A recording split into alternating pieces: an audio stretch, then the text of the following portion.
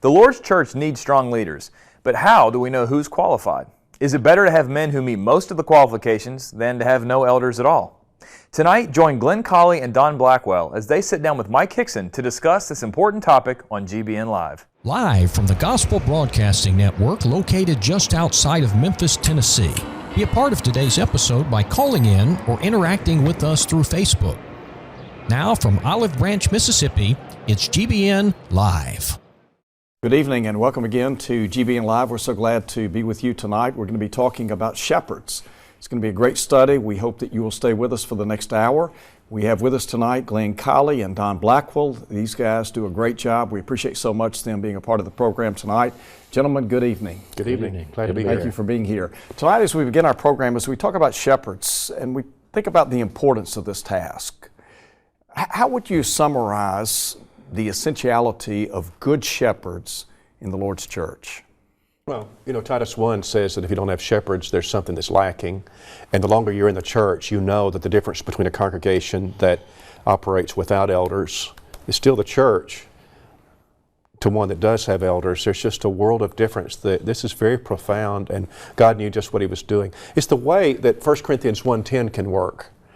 And that we all speak the same thing, be no divisions among you, sure. Be perfectly joined together in the same mind and the same judgment. That has to do with an appreciation for the Scripture, but it also has to do with a ton of matters of judgment in a congregation, and the elders are the ones that stabilize it. That's right. They are the stabilizing force, aren't they, Don? And of course, Acts 20 says that the elders are responsible for feeding the flock. Sure. If you don't have elders, imagine not having someone in that role. Hebrews 13:17 says that the elders will give an account for your soul. They watch for your soul. And so imagine that you've got someone looking out for your spirituality and helping you to go to heaven, and then take that away, and you can appreciate the importance of that. Don, I know that you serve as an elder. Glenn, you've served as an elder on a couple of different occasions. When you think about serving in this capacity, what are some of the joys associated with being an elder in the Lord's church? Wow, that's a huge question, and we could spend the rest of the time on that, Mike. The thing that sometimes people would ask me, is it hard to be an elder? And the answer to that is that some days it'll just chew your legs off. Some days it's really hard, but not most days. And most days it's not. It's very pleasant, and to be connected to people like you are is it's a great experience of life. What an honor to be an elder in the church. I love preaching. It's what I want to do, but sure. It was a great thing to do for a while. Absolutely. I mentioned Hebrews 13:17, the elders watch for your souls, and it says let them do it with joy and not with grief. There's grief that can come with being an elder, and there's joy that can come with being an elder, kind of like being a gospel preacher. You can do some things that will help change people's lives for the better, and it is such a joy. And the same thing's true with being an elder, when you can help people through a marriage problem or a doctrinal problem, and you see people grow and the church stays sound. There's nothing more rewarding than that. Absolutely. I remember reading a book by the late Franklin Camp, Principles and Perils of Leadership, great book. And he talked about the joy of service and the tremendous privilege and responsibility resting upon those who serve as elders. Do you think in the church maybe we underestimate the responsibility and the weight that elders carry? Well, there's no question that it happens, and that's why those of us who are older have got to be teaching about the eldership everywhere we go. We've got to spend time on this so that the church will be very careful about who they ordain as their elders, that they'll take the qualifications very seriously and only ordain men who really have a grasp of the fact that church doesn't belong to them, and the weighty load that they've got to carry, that they so much rest with. The Lord they're fiduciaries, aren't they? The church belongs to the Lord, and they're going to be the protectors of it. And well, you think about the eldership has the responsibility of leading and feeding and protecting the flock. I mean, there are so many responsibilities resting upon these men, and yet to do it with joy and to do it with the attitude that, look, we're trying to point people in the direction of heaven. Is there any greater role than that? And one of the qualifications that I guess we're going to talk about in a few minutes has to do with whether or not a man has the stuff to do that. I mean, when we talk about examining a man to ordain or thinking about ordaining him as one of our shepherds, you need to be able to look at the things the Scriptures say to look at in his life, and does he have the stuff to help people go to heaven? Can he successfully do that or not? He may be a great guy in a lot of ways, but does he have that quality about him? Does he measure up? Not everybody does. That's right. And then there are people who are going to go to heaven, but they don't have that quality. Well, you know, I think it takes a special person, and I think based on the qualifications set forth in 1 Timothy chapter 3, Titus 1, obviously God recognizes it takes a special human being to fulfill this great role. And Mike, you know, the thing about this is, I'm afraid that in congregations, we oftentimes don't talk about the qualifications of elders or teach on the qualifications of elders until we realize, oh no, we need elders. And it's kind of a last-minute decision. I think if we hear a sermon on it, we think, oh, we're about to have elders. And I think because we are not doing it, and I'm not saying everyone, but some congregations are not teaching on it perpetually, preparing men from the time they're little boys, telling them, you should be an elder one day, and instilling that desire. This is something that should be taught on regularly, making them want this. People understand the qualifications, because what happens when you wait to the last minute, I think maybe we're inclined to want to fudge the qualifications a little bit, because, hey, if we don't do this, we're not going to have elders. Well, you know, I think, let me just very quickly say that if you would like to join our conversation tonight, we'd love to hear from you. Please call us 888-805-3390. Feel free to email us at gbnlive@gbntv.org. Again, we'd love to take your questions, comments. We would certainly invite you to be a part of our program tonight. And as maybe we dig deeper into the statement that you made just a moment ago, we prepare to preach, to teach. And I think about all the training that goes into preparing men to preach and teach the gospel, and we need to do that. But do we prepare men enough to serve in this role? I want to play off what Don just said, because this is so right, and it needs to have a practical side to it, which is that why don't we have classes in all of our congregations, and every person representing a congregation needs to promote this now.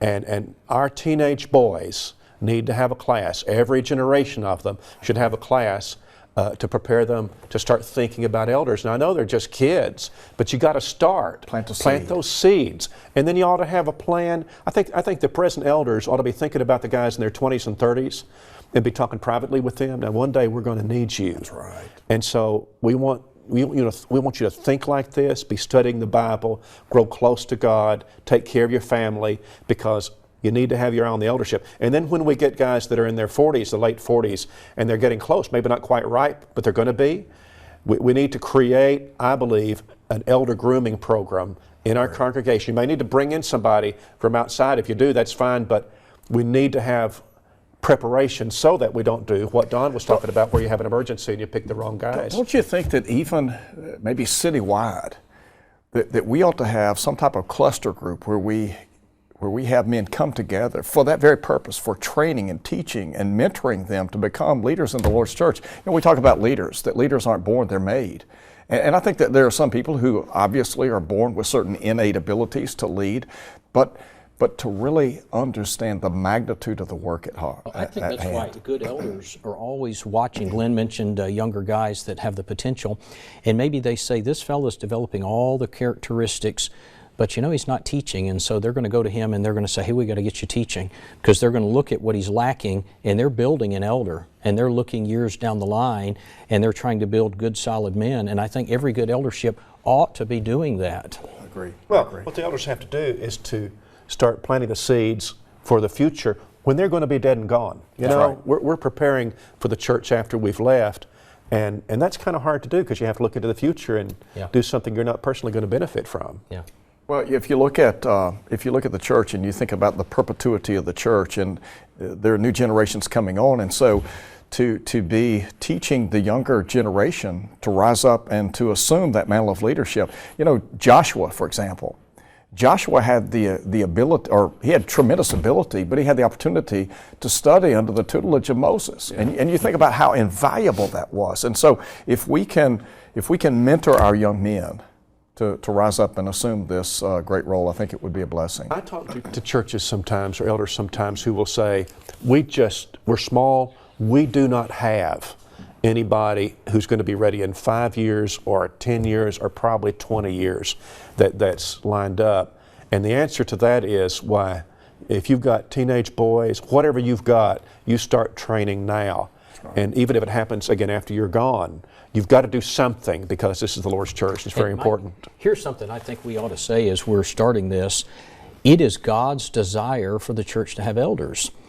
And if we choose not to do that, we're not doing right. I know of a congregation that I used to be associated with. They were a congregation of several hundred. They had existed for more than 50 years. They didn't have elders. I mean, they could have grown elders in that amount of time. But they said to a friend of mine on one occasion, they said, look, things are going well here right now. We don't want elders to come in and mess things up. That's not scriptural. That's not God's way. Now, certainly a congregation, if they don't have qualified men, could exist scripturally without elders, but we ought to be working toward that goal. That is God's ideal. Well, no doubt, no doubt. Questions come in. If a congregation does not have elders, if a small congregation does not have elders, is that congregation pleasing to God? Which is really, I think, kind of piggybacking on what you're talking about just then. And I would say the answer to that is it depends on the reason.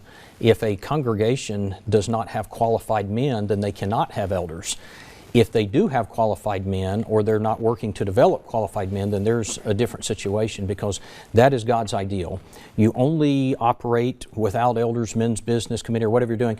You only do that because you're working toward the other and you haven't gotten there yet. And let's go back for just a minute to this whole idea of training and teaching. I had a good elder tell me one time that you can train a preacher in a shorter amount of time than you can train an elder. And he's right. Because you think about, you know, you can send a guy to school at the age of 20, 21, 22 years old, 18 years old, and within 3 or 4 years, he's ready to preach the gospel. But it takes time to bring about the qualities set forth in Scripture, maturity, etc., for a man to serve as an elder. And the fact is that you wouldn't get men who were in their mid-50s and bring them to a school of shepherding, because what they've got to have, they've got to already have those qualities in place when you choose them and ordain them. What you do is to have a school for guys in their 20s. So, and that's already being done in some smaller ways. Polishing the Pulpit is doing a great deal of work to train and encourage and grow elders. But you got to get them in their 20s. You got to get them when they're young. That's when you start the prep, right? And don't you think that you've got to plant that seed, as you said earlier, and then help them to grow into that role in the sense that they aspire to become a leader in God's kingdom? Yes, and that's why I said earlier that from the time they're little kids, we want to instill that desire. And we could do the opposite. You know, if parents go home and on the way home from worship they're bashing the elders or bad-mouthing the elders, they may unknowingly be making their children grow up to think, their sons to think, I never want to be an elder because look how they treat him, when we ought to be doing just the opposite. Right. Well, no doubt. Another questions come in. Why can't we have schools for training those who desire to become an elder, the most important role in the church, which really goes back to what you mentioned just a moment ago with PTP and other venues out there that are trying to train our young men? Preacher schools, by and large, are young men, and they have either no family or a young family. I know this is not always true, but typically true.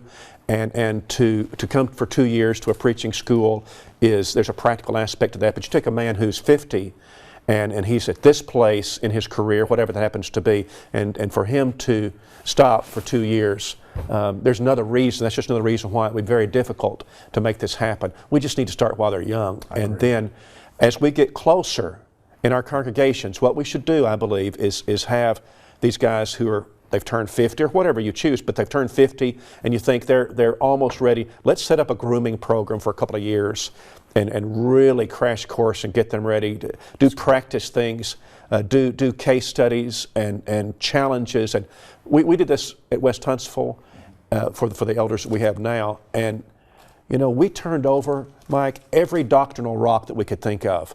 The current elders did in prepping these new guys. Everything we could think of.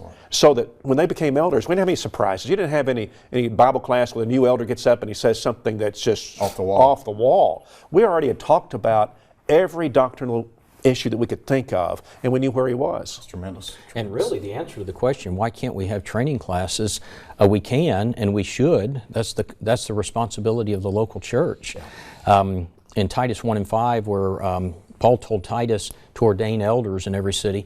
The idea wasn't that you're just going to go in and bam, you're an elder, you're an elder, you're an elder, but there's some training and there's some work, there's a procedure involved in this, and every congregation in some way, shape, or form should have a program in place to do this. Yeah, you know, as you guys were talking, I couldn't help but think about a couple of families that are spoken of in Scripture that basically, I guess, laid the foundation for their children to become great servants of God. The first, Hannah. You remember Hannah prayed for a child, and she said, as long as this child is alive, he'll be granted to the Lord. That was Samuel. And then I think about the mother and grandmother of Timothy. Now, Timothy didn't serve as an elder, as far as I know, but he became a great evangelist. But you remember, Paul talked about the genuine, the unfeigned faith that dwelt first in his grandmother, then in his mother, and then he said, and I am persuaded in you also. Okay, so when did all that occur? Well, over in chapter 3, verse 15, 2 Timothy, Paul said, and that from a baby, from infancy, you've known the Holy Scriptures. And so they planted the seed and then watched that boy blossom and grow into a great servant of God. In a house where you really appreciate the elders and you talk about and you pray for them in your family Bible time at night, you could do things that make your boys aspire to the eldership and your girls think about what a great thing to be married to a man who would be an elder. To look up to them and to see them as tremendous role models. And one of my best friends, two of my best friends, their dad was an elder. And his mom and dad were just exemplary in every way. He was an elder in the Lord's church, served as an elder for 2 different congregations for many years, my home congregation, and was just a rock. And though they're deceased, I still have some of the fondest memories in my mind of those 2 people, and they set an example that I'll never forget. Yes. And I look up to them to this day, and they have no idea the impact they had in my life. And so, you know, I think that leaders can become tremendous examples and influential in our lives. Everybody watching tonight who's in the church ought to think back about the elder or elders that meant the most in your life, and then to examine what kind of qualities made them that. The ones who influenced you the most, the ones you admired the most, why was that true? That's true. And you'll see some of this, and it's what we need to be training these boys to be. So true, so true. Other questions come in. What's the difference between an elder and a deacon? Good question. Don, how would you respond?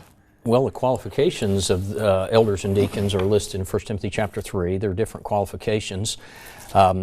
The short answer is elders are leaders in the church. Acts 20:28 tells them to shepherd the church of God, that they are overseers of the flock. Deacons are not overseers. Hebrews 13:17 says that we're to obey them. Elders actually have authority. They're the leaders. We're to obey them. They're the overseers. Deacons are not that. Deacons are special servants to the congregation to work in a special work. Sometimes I hear people say, pray for the leaders of the congregation, elders and deacons, and I know what they mean by that, but the deacons are not the leaders of the congregation. They work in a special work. Maybe you're the deacon over cleaning the baptistry, but there's 2 different sets of qualifications. Ones are the spiritual leaders. Working under them would be the deacons that have special tasks that are assigned to them, typically in the physical realm. Yeah, you used a term that I'd really like us to explore for a minute. You talked about the authority of elders. What does it mean when we talk about the authority of the eldership in a local congregation? The elders don't have legislative authority. The New Testament is our authority, and the New Testament is the last will and testament of Jesus Christ. But there are matters of judgment that are necessary in governing a congregation. And again, it's 1 Corinthians 1:10. How is it that we can all speak the same thing? And the answer to that is that if you and I are in a congregation and we have a disagreement about how something should be handled, and so you and I, we just can't see eye to eye, we go to the elders, and what we do agree on is that we respect their leadership, and so we get their decision, and that's, we walk out and we're brothers and we agree because they're the shepherds. The authority is perhaps most plainly stated in Hebrews 13:17. Obey them that have the rule over you, and submit yourselves, for they watch for your souls, as they that must give an account. Within the realm of their jurisdiction, if you please, the judgment of elders, duly ordained elders of the Holy Spirit, Acts chapter 20, within their realm of jurisdiction, I would say that their judgments are as weighty as an apostolic injunction. Sure. Well, in matters of expediency. In matters of, and that's the realm in which they work. I've oftentimes heard it said that way. Elders only have authority in the realm of expediency. That is where God has given us a command, but we have some leeway, not specifically define how to carry it out. So He tells us to meet on the first day of the week. What time? We've got to pick a time. So elders have authority to decide that. When they decide the time, it is binding. The brethren are expected to be there, and then it is as if God Himself put that in place. Sure. Well, we had at West Huntsville the other day, we had a question. I do questions and answers once a month on a Sunday night, and had a question about social drinking. And so I developed that from the Scriptures and talked about the things that you'd assume. But then I ended it by saying one more thing. Our elders have made it very clear that in our spiritual lives, our walk with the Lord, it is wrong for us to be drinkers. And you know what? If that was the only reason you gave that we shouldn't drink, well, that would do it. Yeah. Good point. Good point. You know, I've sometimes heard people say things like this, well, we have given women leadership roles in our congregation, but they haven't usurped that. The elders have given them that position. Elders don't have the right to do that because they can't make up laws for God, and they can't change laws from God, because that is taking them out of the realm of expediency and putting them in the role of God, which becomes sin. Yeah, you know, and I have heard the same thing. You know, elders will say, you know, that we have been discussing and researching a particular topic, whether it be instrumental music, women being used in a more expanded role, and then we have come to this conclusion, and so we're going to do this. Well, they don't have that authority. Right. So to just be mindful of that. We're going to take a quick break. We will be back in just a moment. Hope you'll stay with us. Hi, I'm Kevin Rhodes, the host of Expositions on GBN and the director of the Brown Trails School of Preaching in Bedford, Texas. We offer a 2-year intensive program at Brown Trail with a curriculum designed not only to teach the entire Bible, but also to prepare men with all the skills needed to work as gospel preachers. Skills ranging from preaching sermons to teaching Bible class, from learning to work in Greek and Hebrew to knowing how to work with elders and congregations, from doing sound exegesis to creating expository sermons, from working in radio and television to writing blogs and more. With a diverse and experienced faculty at Brown Trail School of Preaching, we believe in building knowledge, building skills, building character, building preachers. For more information, you can find us on the web at wementorpreachers.com. Hallelujah, and the glory, revive us again. Thank you for tuning into GBN Live. If you have a question related to tonight's topic that you would like to have answered, please call 888-805-3390. That's 888-805-3390. You can also email us at gbnlive@gbntv.org. Like us on Facebook and follow us live each week. You can send your questions through Facebook in the comments section, and we will do our best to get them answered on the air. Now back to the program. Thank you so much for staying with us. We are going to continue our study of shepherds, and we've had a great discussion thus far. We want to get back to a question that has come to us via Facebook. How does a congregation remove ungodly elders? Good question. And I think that is a question that some people have wrestled with in days gone by. How do you remove a guy that does no longer meet the qualifications set forth in Scripture?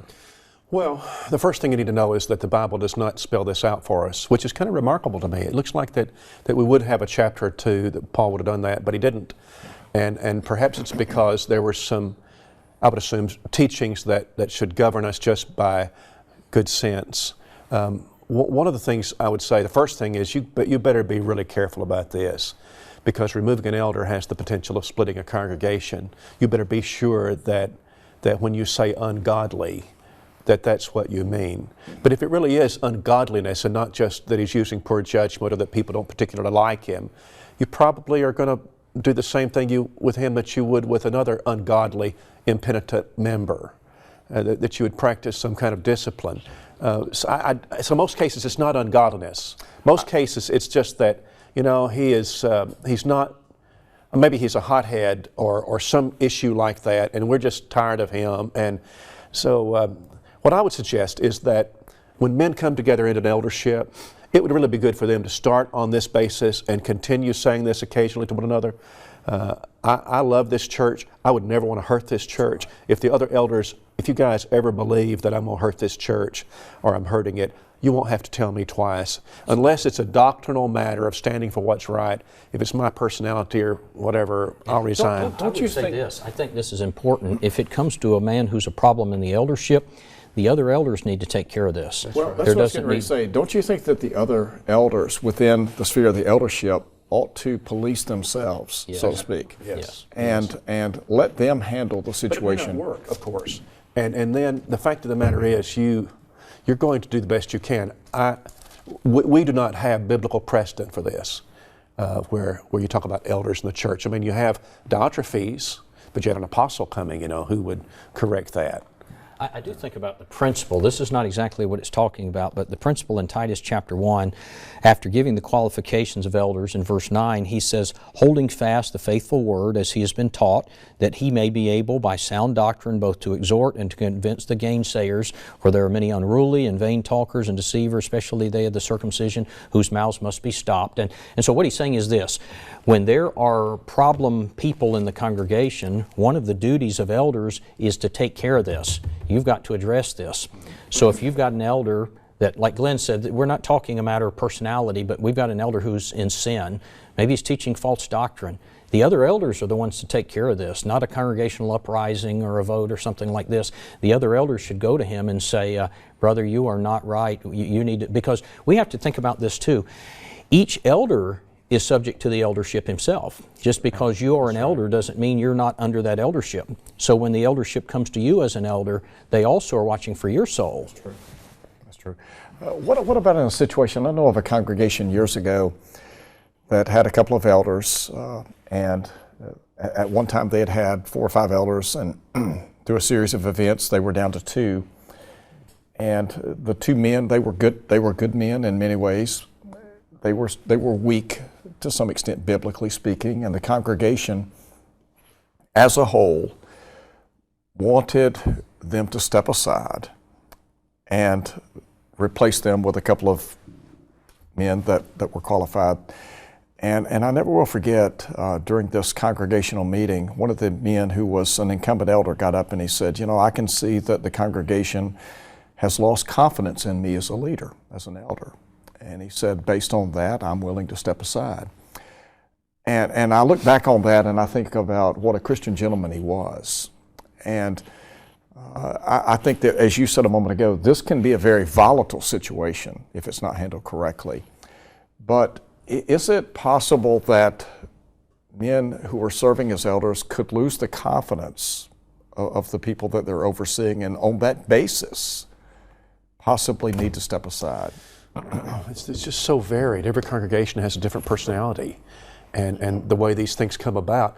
I would just add to this discussion that the time you fix this usually is in the process of first ordaining a man, because you think about the qualifications in 1 Timothy chapter 3. So he must be temperate, sober-minded, of good behavior, not violent, not greedy for money, gentle, not quarrelsome. You have personality things, and if we, as Don was saying earlier, if we ordain too quickly, or we're just in an emergency situation and we've got to get somebody and we pick the wrong one, it's going to come back and bite us. And that's exactly very right. Often what you're describing is because we didn't do a good job at the beginning. We didn't vet them properly. I have oftentimes said it is a lot easier to put a man in the eldership than it is to get him out of the eldership. And if you rush, and particularly you get an unqualified man in the eldership, he's not of the character, maybe not going to be of the character he should be, because he doesn't meet qualifications. And then when you have a problem and he needs to step down, he may not be that kind of man. And so you've put a man in a leadership position that's maybe going to be there for a long time, and it's a problem that's going to haunt you for a long time. Going back to something you said, Glenn, you looked at those qualifications that Paul set forth in 1 Timothy chapter 3. Is it possible that maybe we fail to look at the entirety of those qualifications? In other words, we focus on one or two to the exclusion of the others. Yeah, does he have does he have children? And do they come to worship faithfully? You know, we've minimized these in a lot of ways, and a lot of this is sort of subjective, and it's about his personality, and it's about looking into the future and seeing, is this a man who is wise or not? Now, I want to say something too, interject this at this point. We don't want to get to the mindset where no one is qualified to be an elder. That's the other extreme of the spectrum.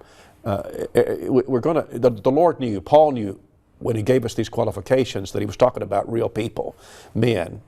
But we just need to be sober. Absolutely. Well, you know, when Paul says, you know, that one who serves as an elder is to be blameless, he's not saying sinless. Right. But and I think there's a difference there. And so I think to understand that those who serve in the eldership, they're still human beings. Yeah. They're fallible. Can we talk about blameless? Can we just take a minute to talk about absolutely. Blameless? Just to clear that up, because maybe some viewers who are curious about that. 1 Timothy chapter 3 says a man must be blameless, but the Greek word for that means cannot be laid hold of. And the point is that there cannot be any impenitent sin in his life right now that defines him. Neither can there be sin in his past that is so egregious that when people think about him, they think about that sin. There's a stain. Right, and so, you know, so you get to the end of the qualifications, and he must have a good report of them which are without. And that's the same idea, you know, is there some sin that he's been involved, maybe he's repented of it, but he's been so involved in it for so long that identifies him. So blameless means that. He's a man who owns his own mistakes, he corrects them when he knows about them, and people recognize him as an honest and good man. And 1 Peter 5:3 says that elders are to be examples to the flock. If you have this man who's got, when people think of him, they think of sin, and this is the guy who's the example to the church, then it's just going to propagate that problem. Well, no doubt, no doubt, no doubt. And I like what you said about a good report from without, because his standing in the community says something to people in the community. Yeah. They're not going to say, oh, wasn't he the bank teller that embezzled all that money and went to prison for a while? That's not what they're going to say about him. I know him. He's one of my neighbors. You know what? He's a good man. That's right. That's right. Another question. Since Scripture teaches that elders and deacons are not to be given to much wine, is it okay for them to have a little wine? No, of course not. You know, Ephesians 5:18 says, "Be not drunk with wine, wherein is excess, but be filled with the Spirit." The phrase there, "be not drunk with wine," is from a Greek root, methusko, and it carries with it the idea quite literally. It's an inceptive verb. It carries with it the idea quite literally, do not begin the process of getting drunk with wine. So if a person takes the first drink, he has begun the process of getting drunk with wine. And that applies to all Christians, to elders or deacons, and all. You know what's interesting? Most of the qualifications of elders in 1 Timothy 3 and Titus 1 apply to all Christian men. Not all of them. I mean, you don't have to be married to be a faithful Christian, but most of the characteristics of elders, most of the qualifications, are just those of godly men. That's right. Now, I would add, that's right. I would add one thing to that, is that prohibition of something egregious given to wine would be somebody who drank a lot of it.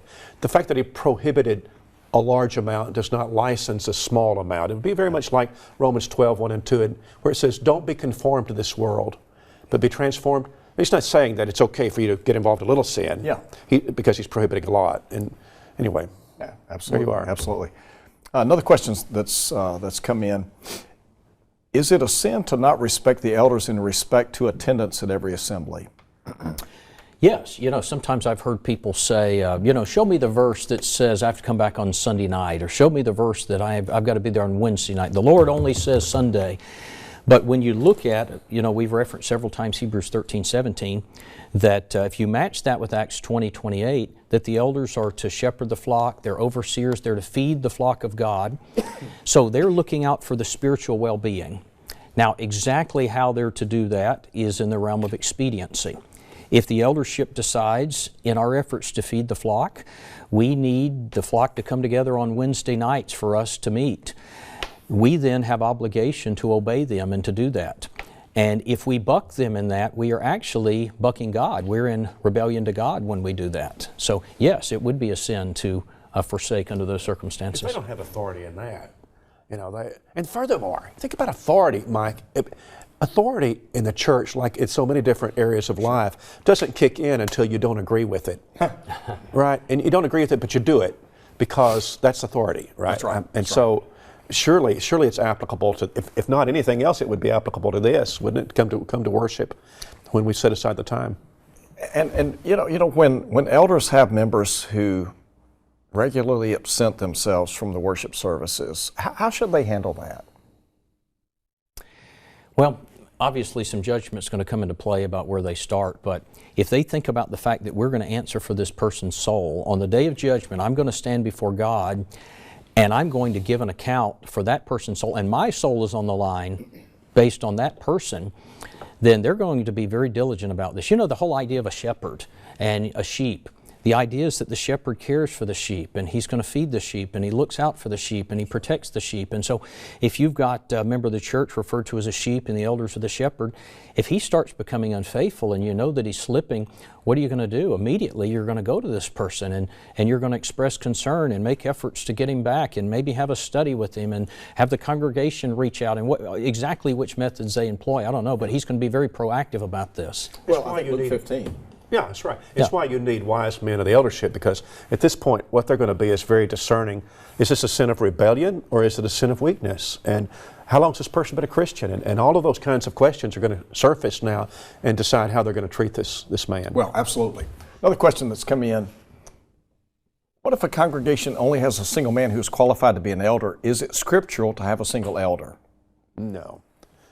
Acts 14:23 and Titus 1 both say they ordained elders in every church or every city. Absolutely. But even if we didn't have those passages, I think just reason would dictate that it'd be a terrible mistake. You know what? I've been in assemblies where I was an elder and we only had 2 elders there. Or I remember one case where I was the only elder there. Other guys were out of town. And I'm telling you, you don't need to be the only elder with boots on the ground. How does the congregation deal with a situation where, let's say, you have one man who possibly exercises authority maybe more so than the others? In other words, a lead elder, so to speak. A more assertive person. Yeah. How do you handle that? Well, you know, this is going to happen, and the Lord, when the Holy Spirit constructed the idea of an eldership, He knew that you were going to have different personalities coming to the table. Everybody brings something to the table, and everybody must have an equal say in how the church is governed. Sure. But you're going to have, I think, always going to have some personalities that are more assertive, and when he comes in, he needs to be told that. The fact that you're more assertive doesn't mean that you can ever be domineering, because what will happen is you have elders in there that are afraid to speak before they hear him speak. Sure. And so what I would do about that too is I would make sure that the other guys were more typically the ones who would make public announcements. Yeah, there are some guys who are leaders, others who are followers, and there are some guys who are just yes men, and I know that there are good men who recognize that they are more assertive, and they try to step back and not assume that I was going to say, the men who meet these qualifications, the Lord has said, these are the men who are qualified to lead my church.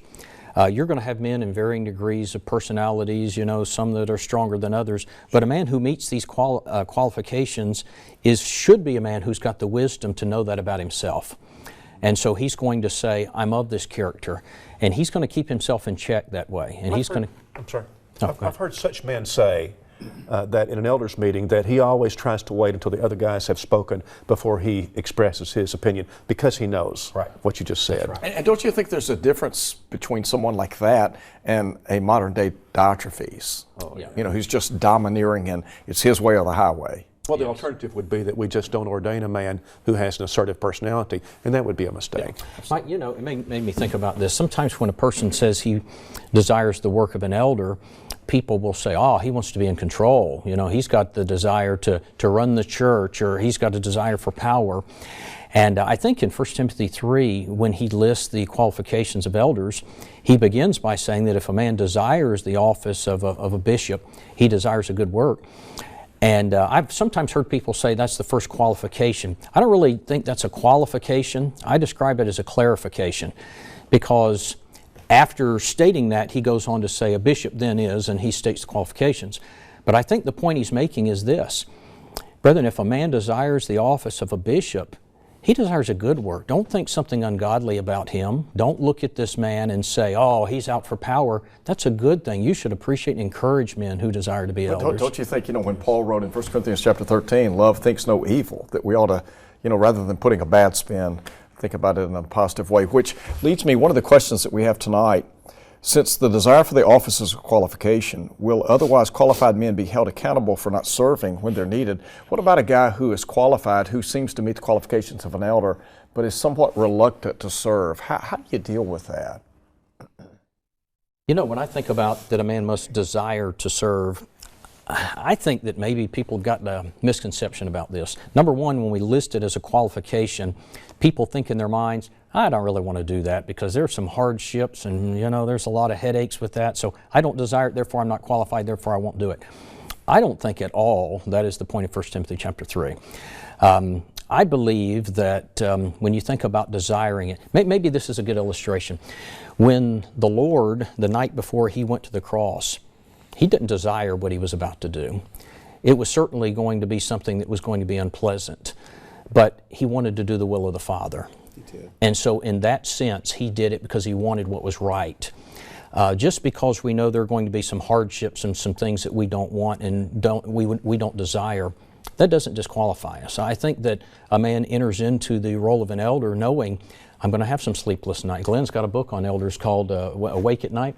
I know I'm going to be awake at night. I know there's going to be some hardships. Not that I desire that. No man desires that. But he wants to serve the Lord and his church. And don't you think the same thing could be said about a preacher? I remember when when I said I wanted to preach and began making preparation to go to school, my grandmother her biggest concern was, could I take the criticism?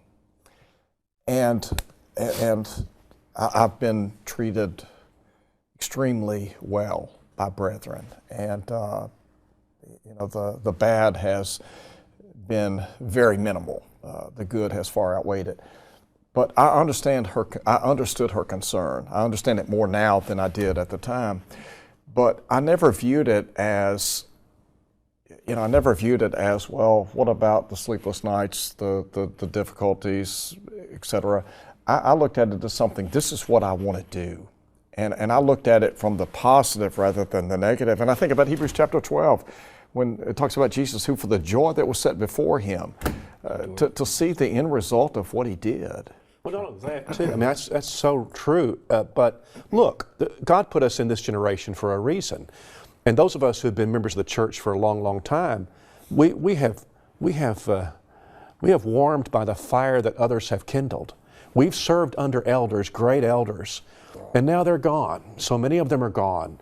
And isn't it our turn to take our place? They had to, they needed to, and we love the church too, and we should take our place. Yeah, I love in the book of Joshua when God said, Moses, my servant, is dead. And if you think about hearing those words, and then he told Joshua, arise. There you are. And it's almost as if God said, look, Moses, look, Joshua, my servant Moses is gone. It's time for you to step up. Yes. It's time for you to assume the mantle of leadership. And he said, as I was with Moses, so I'll be with you. And the greatest old elder that you know today was once a boy. It's true. But I want to add one more thing, if you don't mind, and that is that 1 Peter 5 says about elders, not by constraint, but willingly. So the balance to what we're talking about is that if you have to pressure a man into the eldership, you're making a mistake. I believe on both ends that we ought to respect this office enough that if we have to pressure him, even if we think he's a great guy for this job, but if we have to pressure him into it unduly, we shouldn't do it. He'll hurt us. But also on the other end, I've always felt like that a man should be able to resign with respect. Because sometimes, he says, I'm tired. I've been doing this a number of years. I want to spend time with my wife. Sure. I'm getting old. And I think that what we ought to do is have a supper for him and love him instead of pressuring him into staying beyond the time that he's ready to stop. You said something. I want to ask this question before we get a break very quickly, and that is, in the church, do we express our appreciation to elders as much as we should? I fear that they hear far more criticism than compliments. Depends on the congregation, of course. If people knew what they're good elders, if they're good elders, if people knew what they were doing, what they were expending to do this job, it would be easier to be grateful. I try to tell our elders how much I appreciate them, and I do appreciate them, and I appreciate everything that they do, and I want them to know that.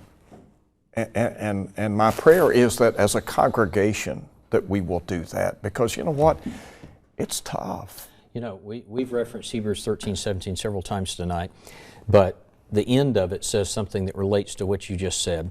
Obey them that have the rule over you, submit yourselves, they watch for your souls, that they may do it with joy, not with grief. And then the end says this, for that would be unprofitable for you.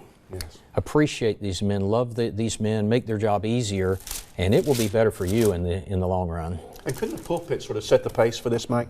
I mean, what you were Absolutely. saying is great. From the pulpit, the preacher, it's healthy for the church, for the preacher to love the elders from the pulpit and vice versa, and the church feels secure, but it also sets a kind of a pattern. Listen to what Paul said in 1 Thessalonians chapter 5. And we urge you, brethren, to recognize those who labor among you and are over you in the Lord, and admonish you, and to esteem them very highly in love for their work's sake, be at peace among yourselves. And you know, to lift them up, and to be supportive of them, to lift them up in prayer, but also to lift them up just by way of encouragement, to let them know we appreciate them and we appreciate their sacrifices, because no doubt they make great sacrifices. We're going to take a quick break. We will be right back in a minute or two. Hope you'll stay with us.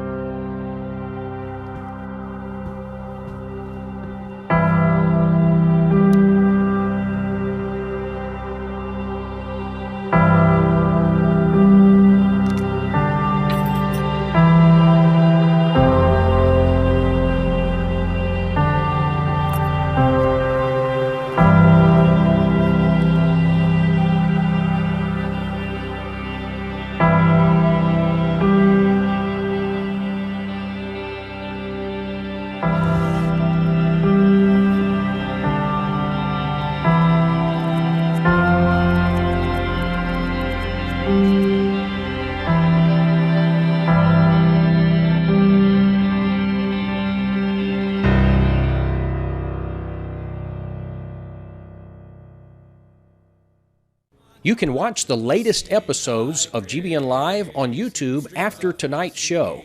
You can search for Gospel Broadcasting Network or simply go to youtube.com/GBN TV. Press the red subscribe button at the top right of the page and you will be notified when new content is available. Stay tuned after the show for some more excellent gospel content. Fills my heart with joy and love. Thank you for staying with us. We're going to be concluding our program in just a moment or two. We got another question that's come in. Matter of fact, we've got several questions. If an elder is involved in sin, is it the preacher's responsibility to rebuke the elder publicly? Good question. I'm going to start this answer, and then Brother Blackwell's going to finish it. The answer is that the evangelist has a different role in the church that an elder does. It's a different office. And in Titus chapter 1, it appears to me that the precedent set is in a church that does not have elders, the evangelist is the one who should ordain the elders. And that makes logical sense because theoretically he's going to know more about the Scripture than anybody else in that church, and so that would make sense. But a separate office would mean also that there could come a time when the eldership goes wicked. But my first response to this is extreme caution should be exercised because they have authority. And should be recognized that way. Extreme caution, because what you're about to do is going to have long-lasting effect and probably split the church and all sorts of awful things. It would be only something he would do if there was no other choice. I think agreed. And I thought about 1 Timothy 2:19 that says, do not receive an accusation against an elder except from the mouth of 2 or 3 witnesses. Of course, the principle in the Old Testament was you're not going to receive an accusation from just one person. And so if there's an accusation against an elder, there needs to be evidence for this. It needs to be substantiated is what he's telling us there. I think the word caution ought to be emphasized greatly because, I mean, You're talking about a very serious matter. I'd want a man to get a preacher to get a lot of outside counsel from older men who knew that church and knew what was going on, and you're about to do something that's a nuclear bomb. Oh, no doubt, no doubt. And so, caution. Yeah, I mean, you talk about napalming. Yes, yes. For sure. Another question, can a man be an elder if he only has one child? Yes, he can be an elder. The qualifications, when you read the qualifications of an elder, he must rule his household well. He must have believing children. People get hung up sometimes on the specific definition of the word children, and they say children means more than one. I know good brethren who believe that. I don't think that the Bible requires that he has at least two, because the word children is used in the Bible to refer to people that have one child or more than. We use it that way all the time. If we said anyone that has children, raise your hand, people that had one child would raise their hand. But I think more importantly, does the Bible use it that way? And certainly it does. In Matthew 22:24, you've got an example of the levirate law of marriage.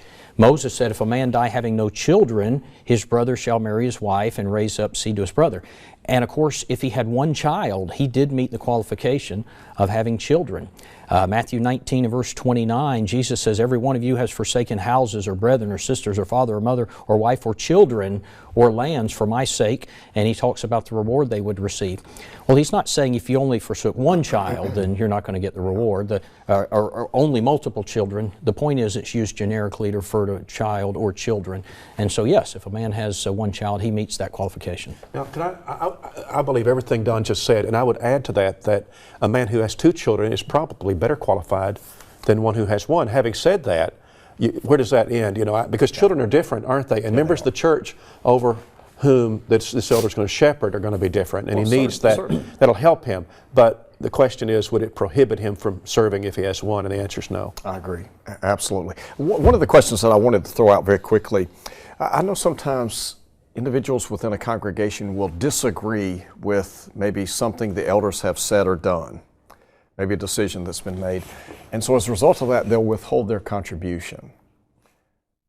How do you reconcile that with Scripture? I just believe it's wickedness to do so, because what you're trying to do is to manipulate the eldership with money. It'd be very much like a man of wealth who contributes a lot coming to the elders and saying, I don't like the fact that you're doing this mission work. I think we ought to build an extra wing on the building instead. And I'm not going to give you this money each week unless you do what I say. And he's circumventing. It's wrong. It's just evil. And I think that's what this is. So the question you need to ask yourself is, are the elders acting within their scriptural jurisdiction to make this decision? And if the answer to that is yes, then even if you disagree with it, you need to comply. And Glenn, aren't we giving to God?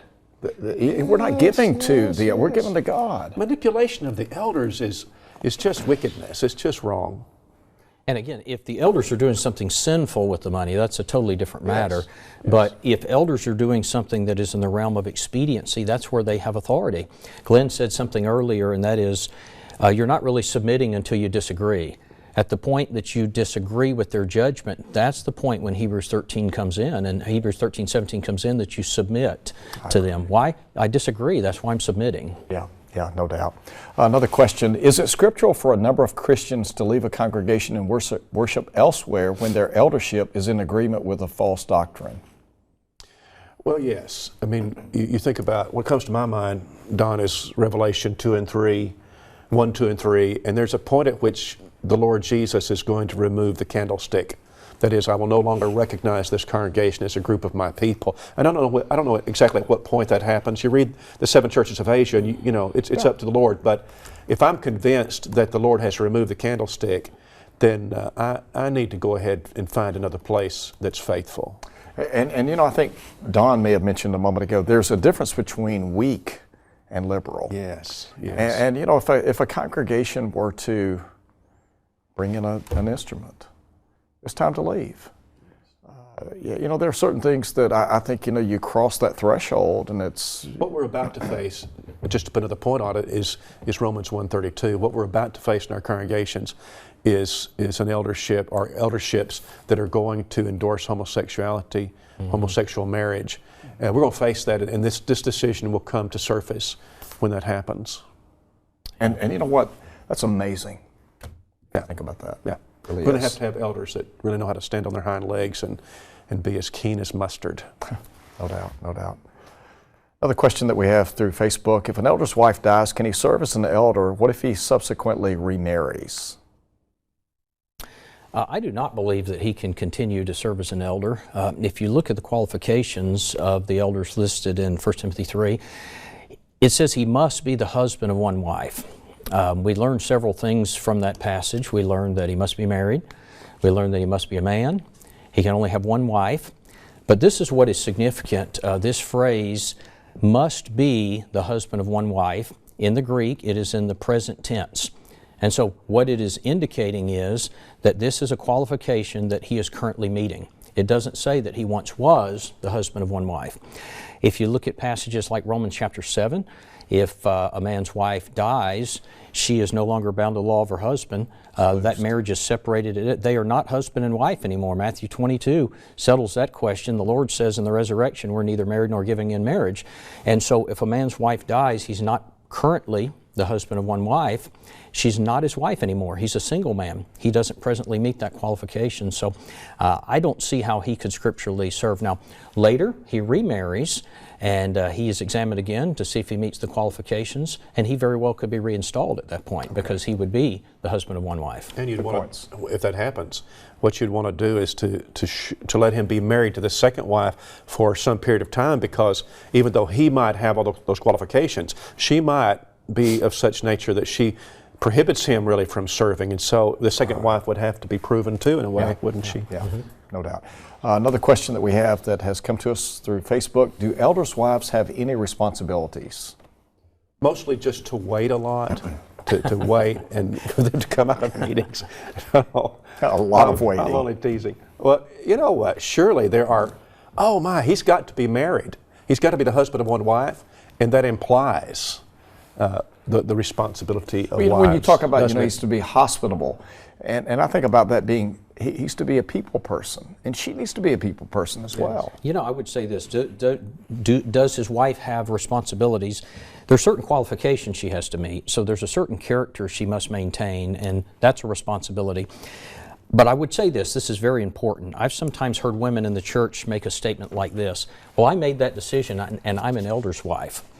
As if that's a position of authority. There's no such thing as that in the Bible. There's no such thing as a lady elder or a she elder, or that they have the overseer, the leadership of the church because they're married to an elder. That's a made-up position. Good point. Got a minute left. What would be just a nugget of truth with regard to what we've talked about tonight, particularly as it relates to the local congregation serving as an elder? You must remember that the church does not belong to you, and let that sober you. Great point. And I think you must remember, we've alluded to it, but you're going to answer for these people's souls. And there's nothing in the world more serious than that. I'm going to stand before God on the day of judgment, and I'm going to say, I'm willing for my eternity to be based upon how I handled this person. And that'll keep you awake at night. Yes, it will. God bless the men who do it. Yes. Don and Glenn, thank you so much for being a part of the program tonight. You guys brought a lot of information, a lot of good stuff. Appreciate you very much. Thank you for inviting us. Thank you for being a part of our program. Hope that you will tune in again next week. Appreciate you very much. We love and thank you for watching our program. This has been GBN Live. Thank you for watching.